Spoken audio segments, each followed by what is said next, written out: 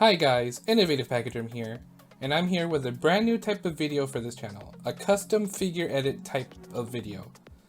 And in this video I turned this Safari LTD feathered Tyrannosaur figure into a Dodorex hybrid based off of the one from ARK. It was really fun to do a video like this, and it was a bit of a learning experience for me, but I'm kind of happy with how this all came out, and I hope you enjoy. So, to start things off, I use epoxy air dry clay to sculpt the beak of the Dodorex. It comes in two parts, part A and part B. When mixed together, the clay will harden over time, so I am only given a couple of hours before the clay completely dries. So it's good to work with only small portions at a time.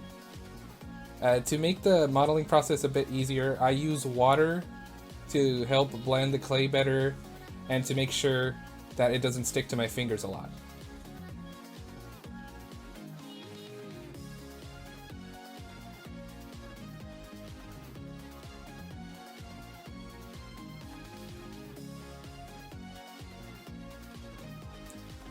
You can't see it, but I do have a reference photo of the Dodorex on the screen next to me, and I tried my best to get it to look like it. It's not completely alike. The Safari LTD Feather Tyrannosaur has a lot more feather coverage than the Dodorex, but I didn't really mind that. I left the feathers as is. I kind of wanted this version of the Dodorex to have a bit more feathers than the one from ARK.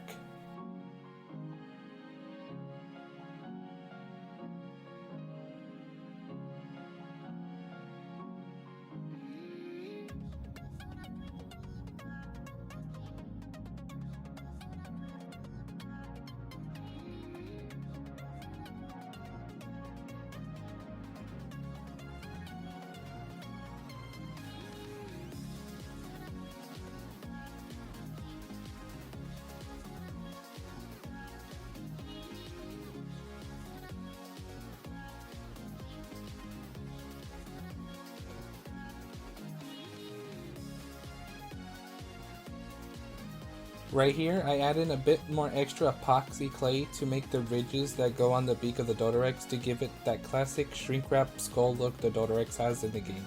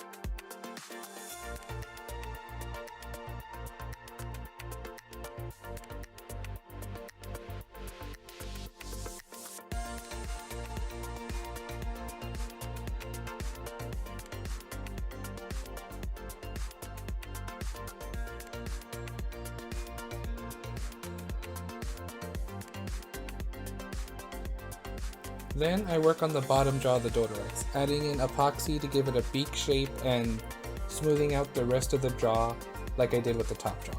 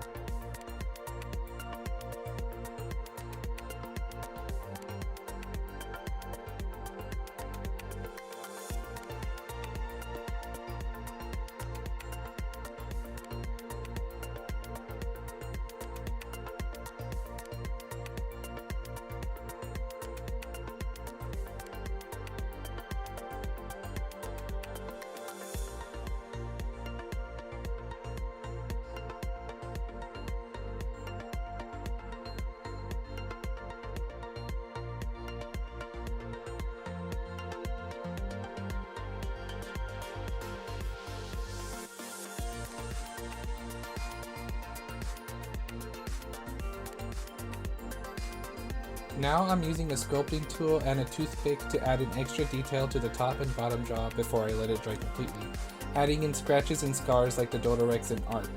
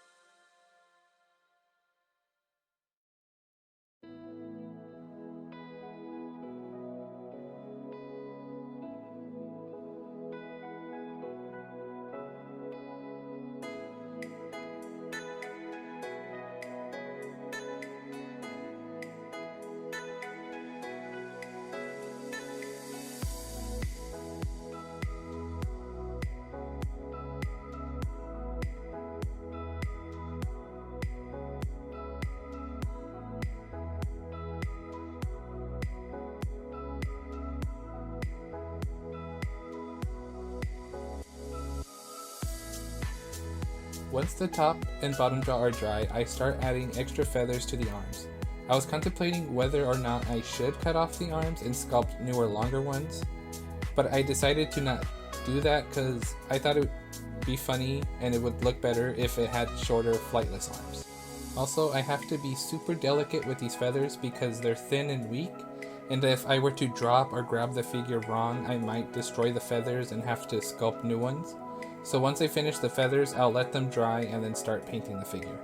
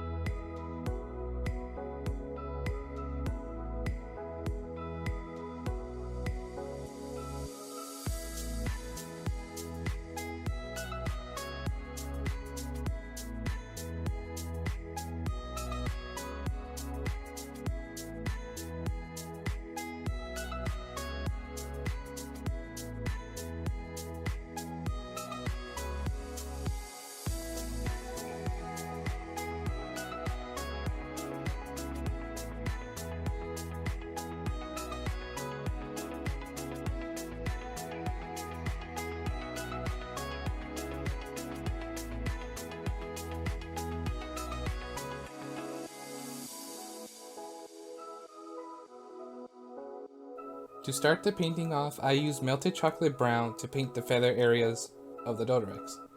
Thanks to this turntable, I was able to paint more efficiently without having to accidentally touch the wet paint. I also have to apologize for my big hands getting in the way. I didn't realize my hand was covering the view, but I do realize this and move the camera to a different perspective and you guys get a better view. I don't have a whole workshop studio for my art. This is all in my room. This is a table that I use for most of my art. It's the only table I use for my art, and it's usually more cluttered than it is now, but I decided that I would clean it up to have extra room to work with and it would look a bit nicer for you guys, so you're welcome.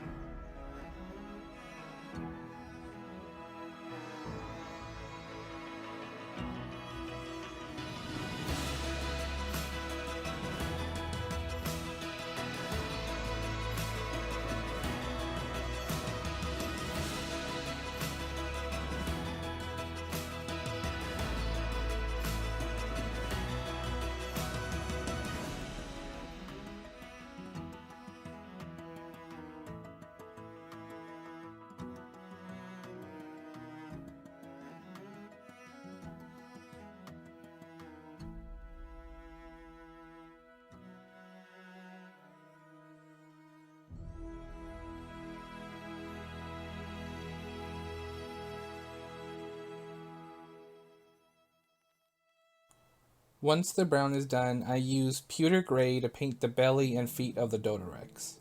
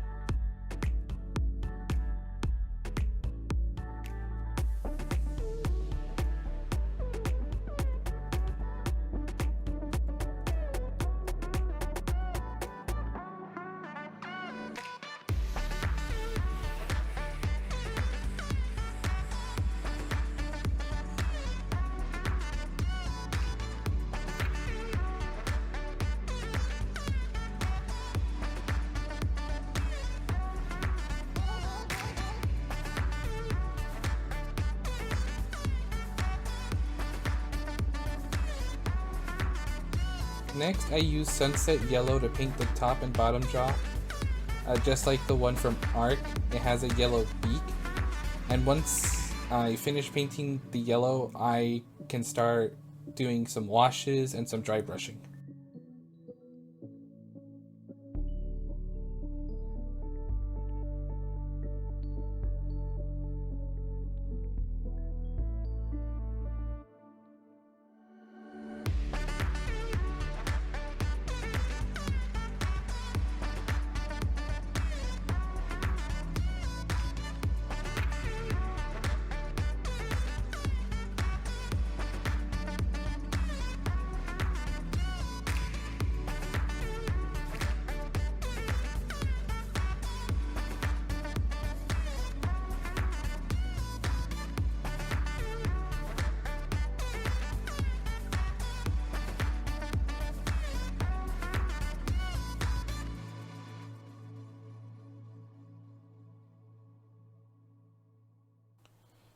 For the wash, I mix black and melted chocolate with a little bit of water to make a more liquidy type of paint.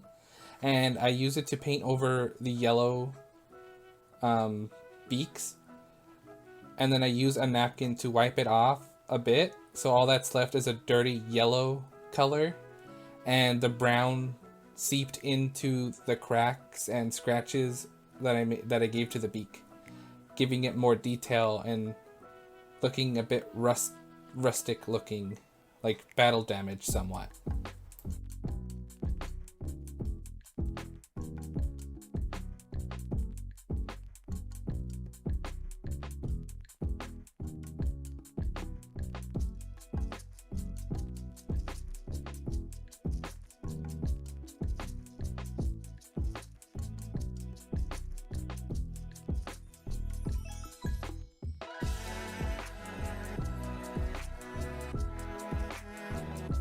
Next, I use this khaki color paint to dry brush over the feathers, making the detail pop out more. Dry brushing is amazing. To do it, all you need is a little bit of paint and wipe some of it off on a napkin or anything, and lightly paint over the figure and watch the detail pop out. It is really amazing and really addictive.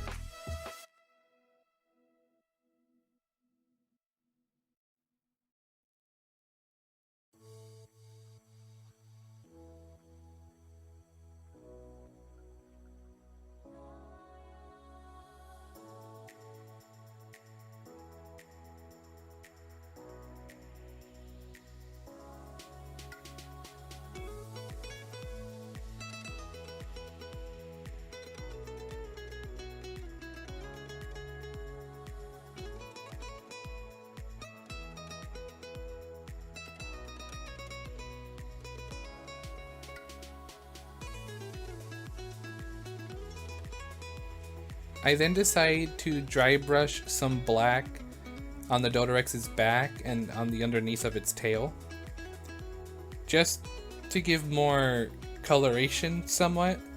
Not flashy colors like yellow or blue or whatever. Black works nicely here. It makes it seem more in depth, I think. I don't know how to put it. I think all I know is just it made it look a lot better.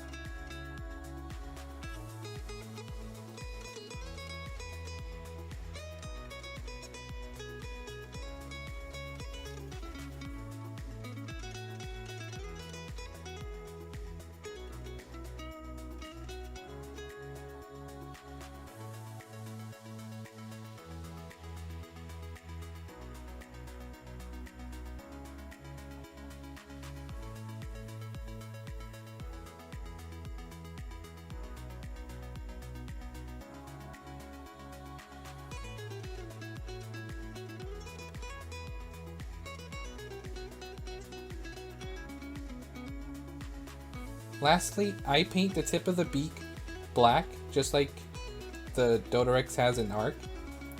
And once I finish with that, I go over the figure, adding in extra detail, painting in the eyes. I don't show this, but I do dry brush the gray parts using black, making the detail pop out a little bit more in those areas, looking very nice. And yeah, the figure is complete. Let me know what you guys think of it. I think it came out nice. I also enjoyed doing this type of video. It did take me over almost a week to do a type of video like this, but it was really nice to try something new.